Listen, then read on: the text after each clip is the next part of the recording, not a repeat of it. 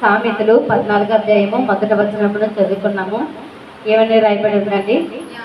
జ్ఞానవంతురాలు తన ఇల్లును కట్టును, మూఢురాలు తన చేతులతోనే తన ఇల్లును ఓడబెడుకును అని రాయబడి ఉంది. అది సామెతలు సొలొమోను భక్తుడు రాయించిన సామెతలు అన్నమాట. అయితే ఈ వాక్య భాగములను వివరణ చేసే ముందు ఏంటంటే, సాతానుడు ప్రతి కుటుంబంలోని ఎటువంటి పరిస్థితిని తీసుకొని వస్తారంటే, ఏదైనా ఆపదని సమస్యను తీసుకొని రావాలంటే కుటుంబాల్లోని ఎక్కువగా తీసుకొని వస్తూ ఉంటాడు. అయితే కుటుంబాన్ని తీసుకొని వచ్చేటప్పుడు కుటుంబ పరిస్థితులు, చాలా మంది కుటుంబ పరిస్థితులు ఎలా ఉంటున్నాయంటే చిన్న భిన్నమ్మగా ఉండిపోతున్నాయి. అయితే ఒకరు భార్య భర్తలు ఇరువురి మధ్య సమాధానం లేకపోవడము అనేవి చాలా ఎక్కువగా జరుగుతూ ఉంటాయి. అయితే అపవాదుడు వాడిని కుటుంబాలుగానే ముందుగా వాడు చెడగొట్టడానికి వాడు ప్రయత్నం అనేది చేస్తూ ఉంటాడు. అయితే వాడు ప్రయత్నం చేసేటప్పుడు మన ఆత్మ ప్రేరణతోటి మనము చేయవలసిన జ్ఞానం ఏంటి, మనం నేర్చుకోవాల్సిన విషయం ఏమిటి అనే విషయాన్ని మీకు క్లుప్తంగా వివరించి ముందుకు వెళ్ళాలని ఆశపడుతున్నాను.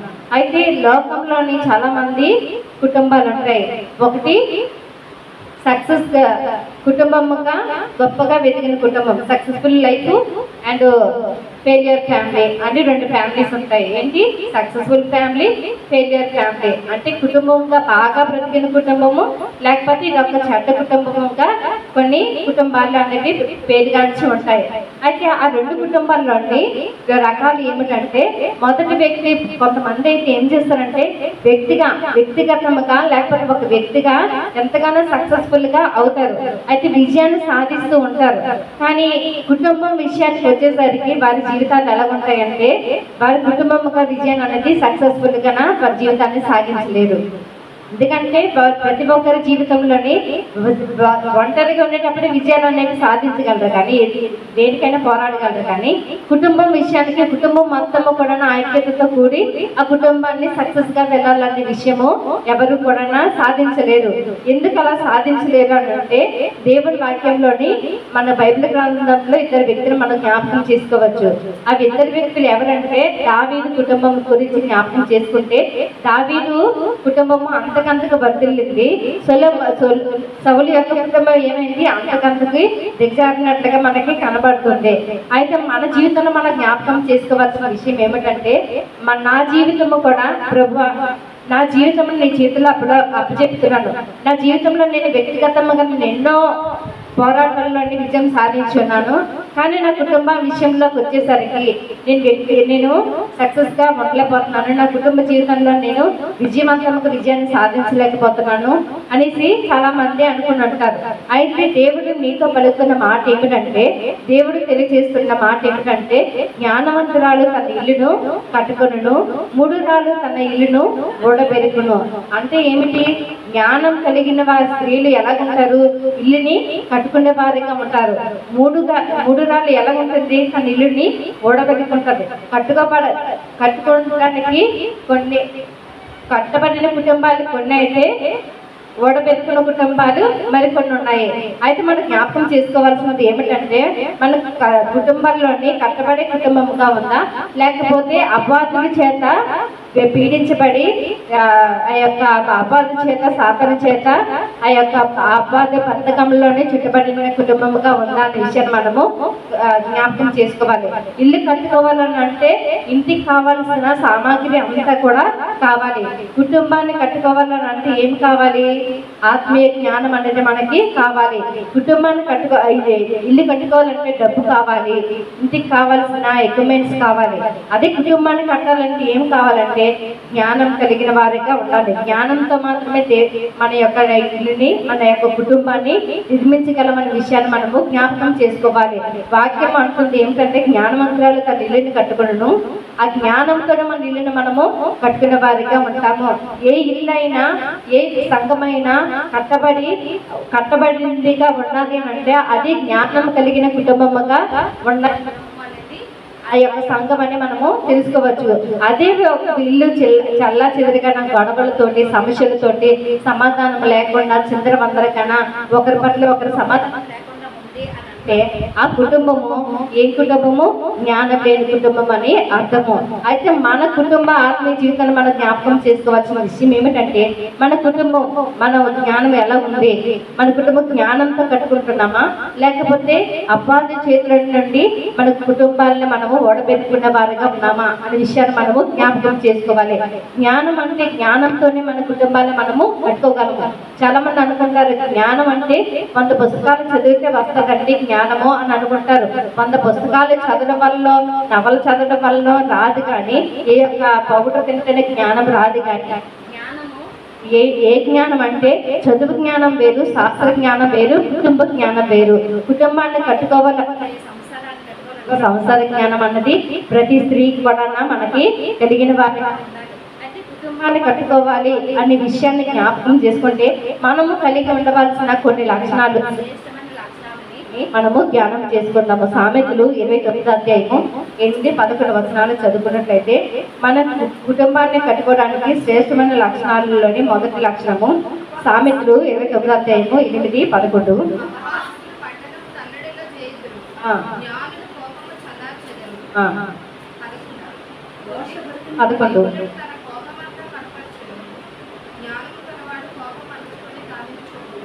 చాలమ్మా.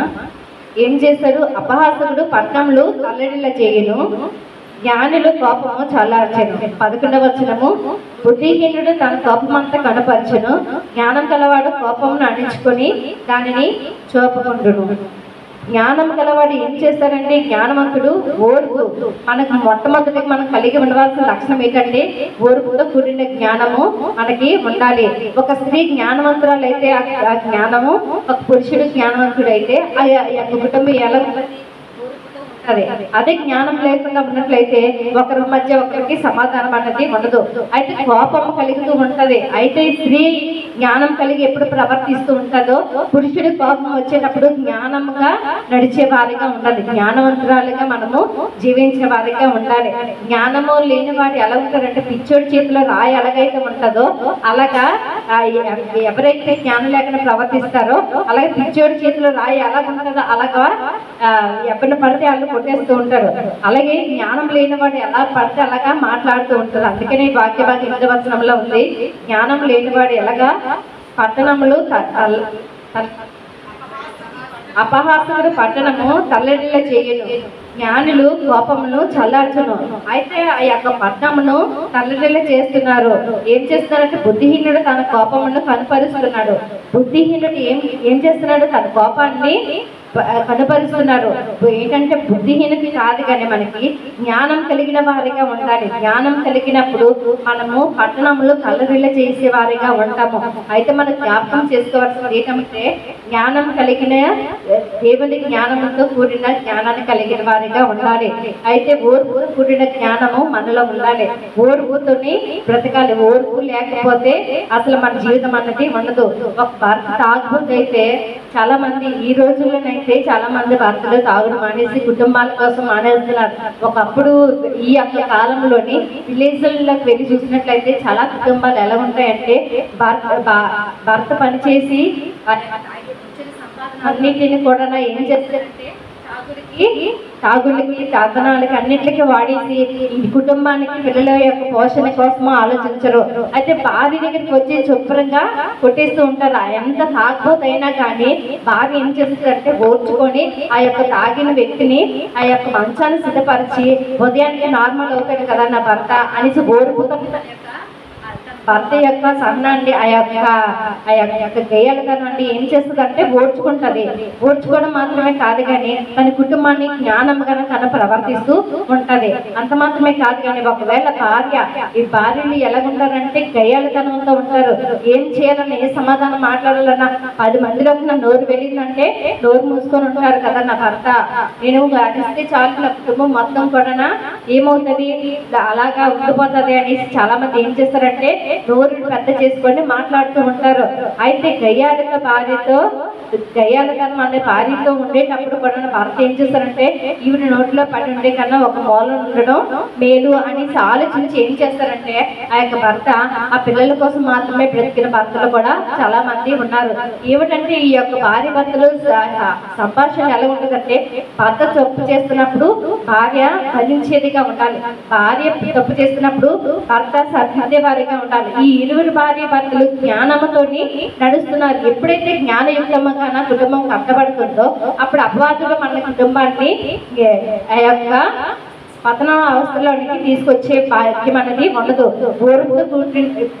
ఓర్పుతో కూడిన కుటుంబం మనకి ఉంటే ఏమవుతుందంటే ఆ కుటుంబం అనేది కట్టబడుతుంటుంది.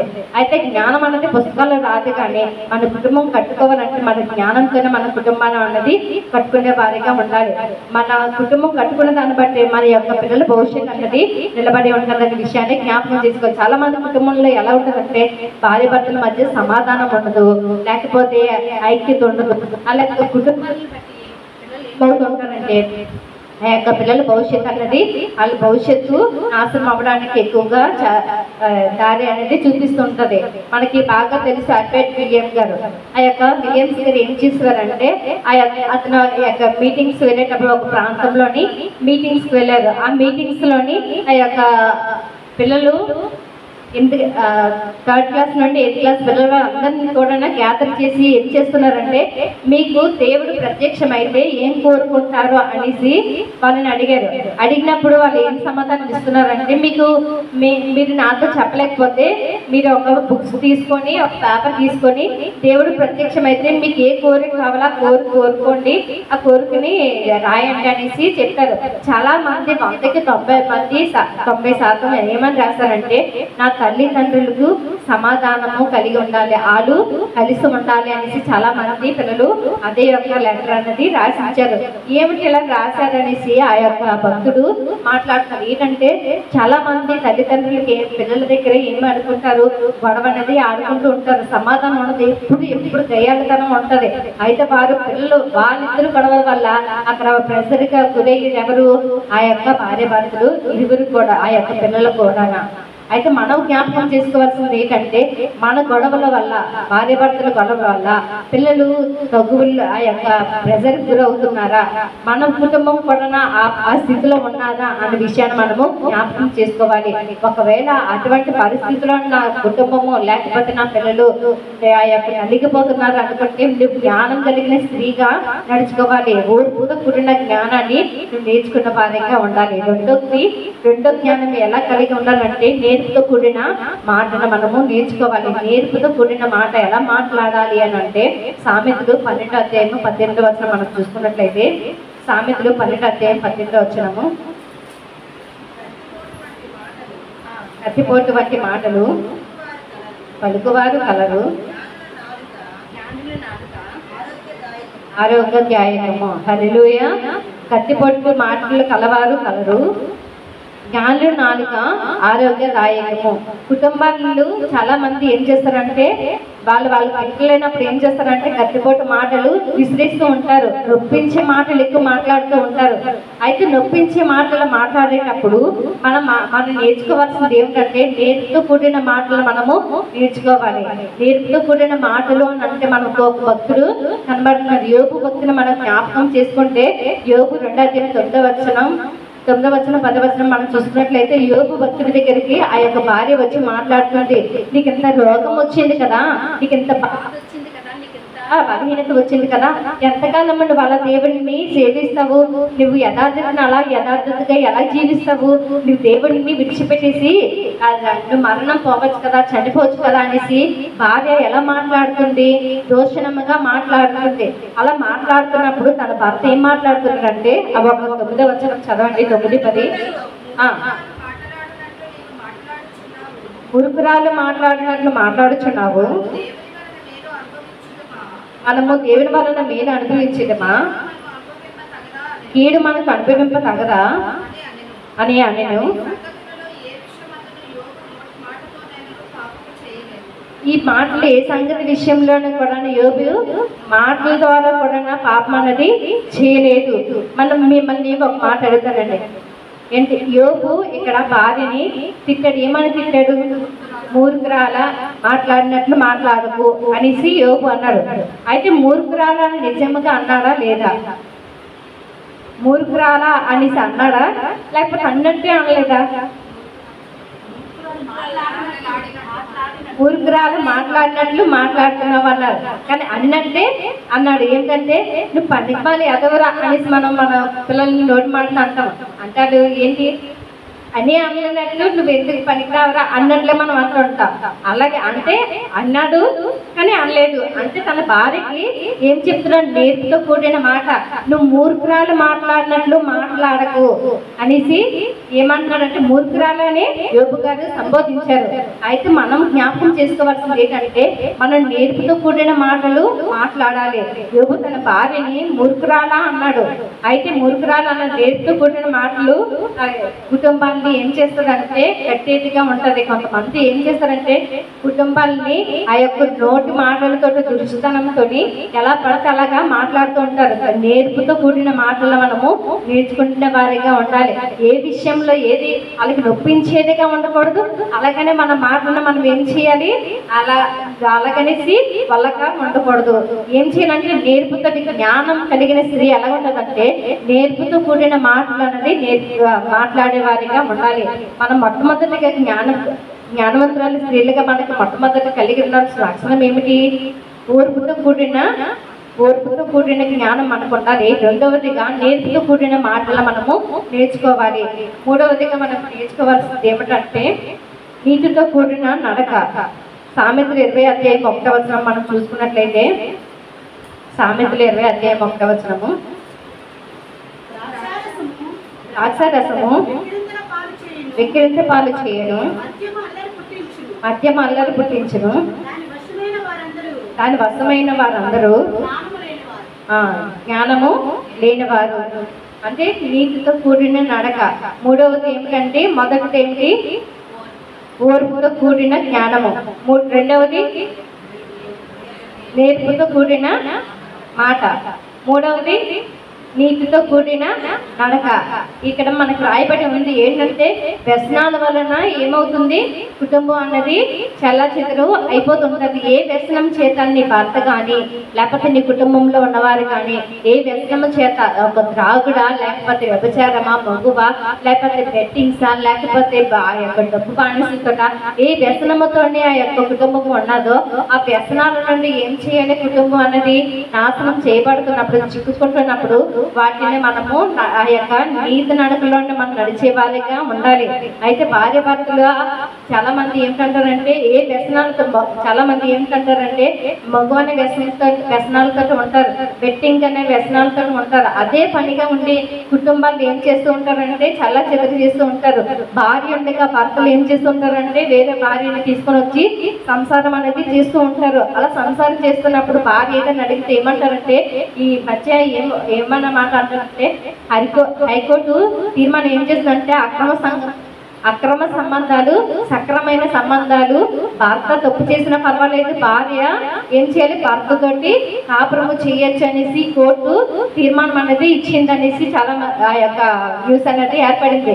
ఏమిటంటే అక్రమ సంబంధాలు చేయొచ్చు, భర్త ఎంతమందితో తిరిగినా భార్య మాత్రము భర్తతోటి ఉండొచ్చు అనేసి చాలా మంది అలాగా అనుకుని చేస్తే, ఒకవేళ భార్య అలా భర్త తప్పు చేస్తున్నాడు, భార్య మాత్రం భర్తతోటి ఉండాలి అంటే భార్య కూడా ఈ కోర్టు ఎలాగ తీర్మానించింది కనుక నేను కూడా తప్పు చేస్తే తప్పేముందని భార్య కూడా తెగించి తప్పు చేస్తే ఎలా ఉంటుందండి? ఆ యొక్క భర్త తట్టుకోగలగా. ఎందుకంటే భార్య బలహీనురాలు, తనకి ఏ హోపు లేదు, ఏ ఆలోచన లేదు, ఎవరికి చెప్పుకుంటే దిక్కు దివాణం లేదు అనేసి భర్త తనకి నచ్చినట్లు ఎలాగైనా ప్రవర్తిస్తాడు. కానీ భార్య మాత్రం ఏ తప్పు చేయకుండా తన దగ్గర మాత్రం ఉండొచ్చు. కానీ భార్య తప్పు చేస్తే ఆ భర్త మాత్రము తట్టుకునేవాడుగా లేడు. అంటే భార్యకు ఒక నీతి, భర్తకు ఒక నీతిగా ఉంటుంది. అంటే ఈ రోజుల్లో కాలం ఎలాగుంటుందంటే భర్త తప్పు చేసినా పర్వాలేదు, భార్య తప్పు తప్పు చేసినా పర్వాలేదు, ఈ యొక్క సంసార జీవితాల్లోని కోర్టు కూడా కొన్ని నిర్ణయాలు ఎలా చేస్తున్నాయంటే ఈ యొక్క తప్పుడు నిర్ణయాలను బయట పెట్టి అనేక మందికి నీతి నడకని నడిచేవారు కాకుండా అవినీతికి ఎక్కువగా పాల్పడే వారిగా కూడా ప్రభుత్వం అనేది ఏర్పాటు అనేది చేస్తుంది. మన జీవితంలో మనం నీతితో కూడిన నడకని నడుచుకునే వారిగా ఉండాలి. ఏ వ్యసనం చేత మనం బాధపడుతున్నా, ఏ పాపం చేత బాధపడుతున్నా కానీ దేవుని కోసం మనము మన కుటుంబాలని చిన్న భిన్నము చేసుకునే వారిగా ఉండకూడదు. అందుకే దావీదు భక్తుడు అంటున్నారు, నా వ్యసనాల వలన నాకు నా ప్రాణము నీరు వలె పారుతుంది. నా వ్యసనం అంటే ఏదైతే వ్యసనం ఉందో ఆ వ్యసనం వలన మనకి మన ప్రాణం ఎలాగంటుందంటే నీరు కారిపోతూ ఉంటది. అందుకే దావీదు భక్తుడు అంటున్నారు, నా ప్రాణము నీరు వల్ల పారుతుంది. ఏదైతే వ్యసనము నీ యొక్క భర్తల్లో ఉందో ఆ వ్యసనాలని నీవు తీసివేసి వాక్యం అనే విత్తనము ప్రతి భర్తలను కూడా మనము పోసేవారిగా ఉండాలి. అందుకని భవిష్యత్తును నీరు కారిపోకుండా, మీ యొక్క జీవితం నీరు కారిపోకుండా ప్రతి భార్య కూడా తన భర్తకి వాక్య జ్ఞానంతో నీటితో కూడి నడక నేర్పించే వారిగా ఉండాలని దేవుని వాక్యము సెలవిస్తుంది. యోసేపు యాకోబు ఇంటికి ఎలాగయ్యాడంటే తలమాలికగా ఉన్నాడు.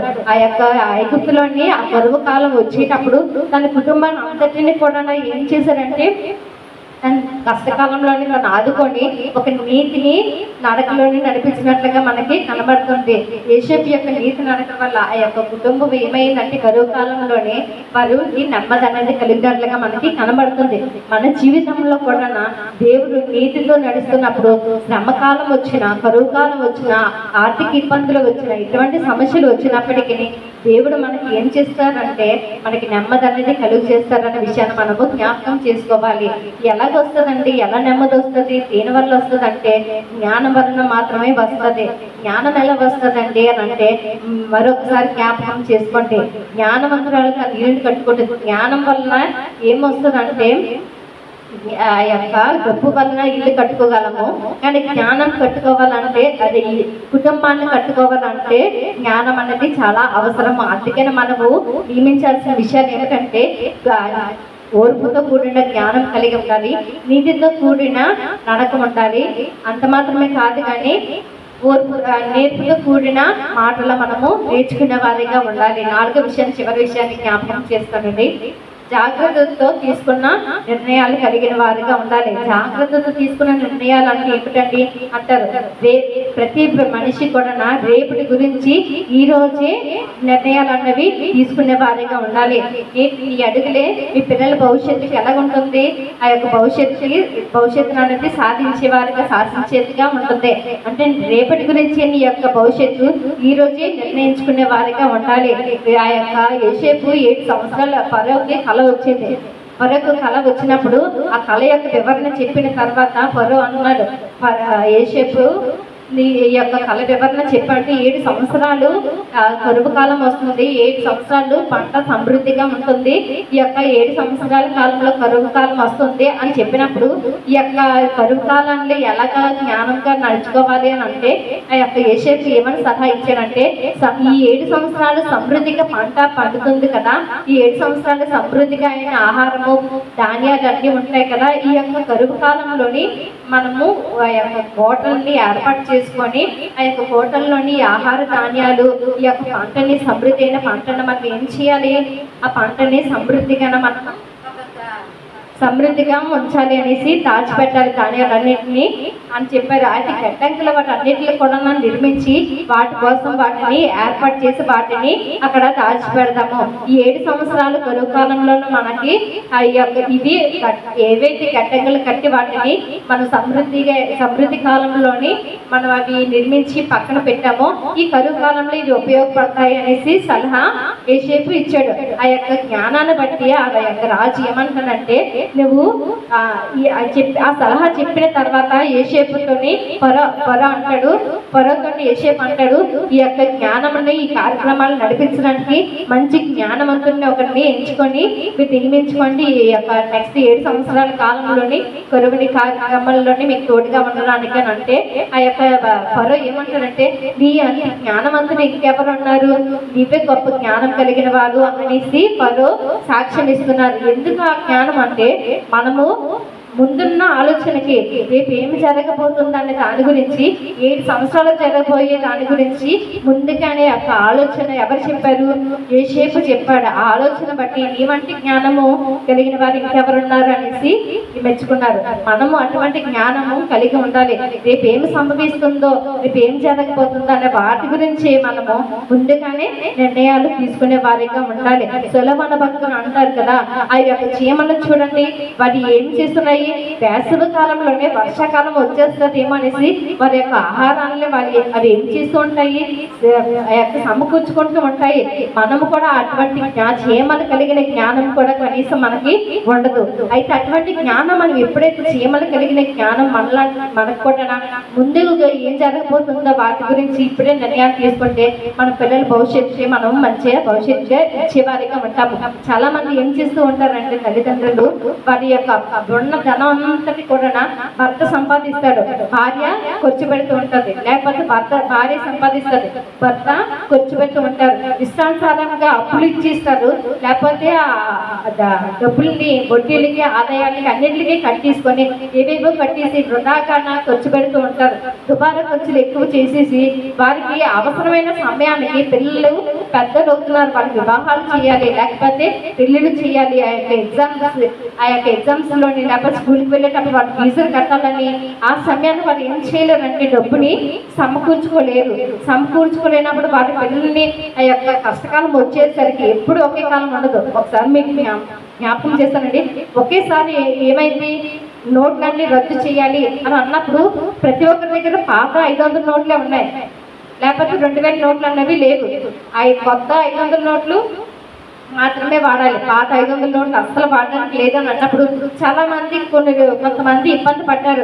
అయితే ఏదైనా పెట్రోల్ బంక్కి వెళ్తేనో లేకపోతే బ్యాంక్ వెళ్తేనో మార్చుకోవాలి, ఇప్పుడు ఎలాగవుతుంది అనేసి అని కొంతమంది వాళ్ళకి డబ్బులు ఉన్నాయి కూడా వేస్ట్గా పోయాయి. అంటే రేపు ఏం సంభవిస్తుందని ముందే మనకి హెచ్చరిక అనేది వస్తున్నప్పుడు మనం ఏం చేయాలి, వాటి వరకు ముందు నిర్ణయాలు తీసుకునే వారిగా ఉండాలి. మనం ముందు నిర్ణయాలు తీసుకోం కానీ తర్వాత ఏం జరుగుతుంది అప్పుడు చూద్దాంలని వదిలేస్తూ ఉంటాము. అంత మాత్రమే కాదు కానీ కరోనా సమయంలో ఏమైంది, ఒకేసారి అందరికీ లాక్డౌన్ చేసేగానే కొందరు నెలకు సరిపోయే కిరాణా సామాన్లు నెలకి కొనేసుకుంటారు. రోజువారీ కొనుక్కున్నవారు కొంతమంది రోజువారీగా కొనుక్కుంటారు. కానీ ఆ సమయంలో చాలా క్లిష్ట పరిస్థితి ఏమిటంటే కొంతమందికి ఉద్యోగాలు లేవు, కొంతమంది కూలి పని చేసుకుంటేనే వారి యొక్క జీవనం సాగిస్తుంది. అలాంటి సమయంలో వారి జీవితాలు ఎలా ఉండేవంటే, అయ్యో నేను సంపాదించలేను, ఉన్నప్పుడే మంచి ఉన్న వాటికి సినిమాలకి షికార్లకి తాగుడికి వాడేశాను, ఈ సమయంలో నా పిల్లలకి నేను ఆహారం ఇవ్వలేకపోతాను, నా భార్యకి కడుపు నిండా కూడి పెట్టలేకపోతున్నాను అనేసి చాలా మంది భర్తలు భార్యలు బాధపడిన వారిగా ఉంటున్నారు. అంటే మనం ఏం చేయాలంటే రాబోయే విషయంలో ముందుగా జాగ్రత్త అనేది తీసుకునే వారిగా ఉండాలి. రేపు ఏమి సంభవిస్తుందో మీకు తెలీదు కనుక వాటి వరకు ముందే నిర్ణయాలు తీసుకునే వారిగా ఉండాలి.